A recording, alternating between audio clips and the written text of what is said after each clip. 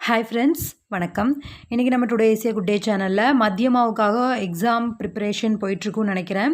So எல்லோரும் நல்லா படிங்க, நல்லா படித்து நல்லபடியாக எக்ஸாம் எழுதுங்க. இன்னும் ஒரு 10 டேஸ் கூட இல்லை இல்லையா? ஸோ தயவுசெய்து எல்லோரும் நல்லா படிங்க.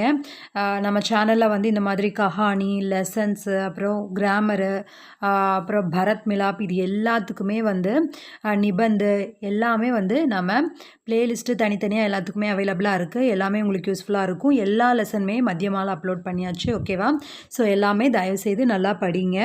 எல்லாமே நம்ம ப்ளேலிஸ்ட்டில் செக் பண்ணி பாருங்கள். உங்களுக்கு வேணுன்ற எல்லா லெசன்ஸுமே இருக்குது.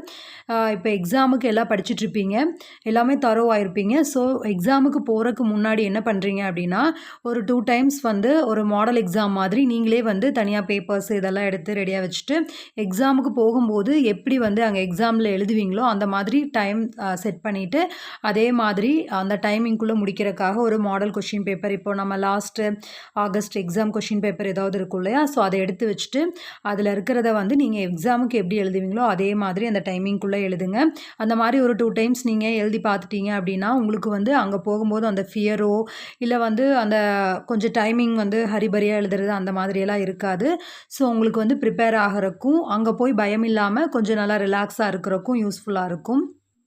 இதை தான் உங்ககிட்ட ஷேர் பண்ணணும்னு நினச்சேன். ஸோ தயவுசெய்து எல்லோரும் நல்லா படிங்க. எல்லோருக்கும் ஆல் தி பெஸ்ட். பாய்.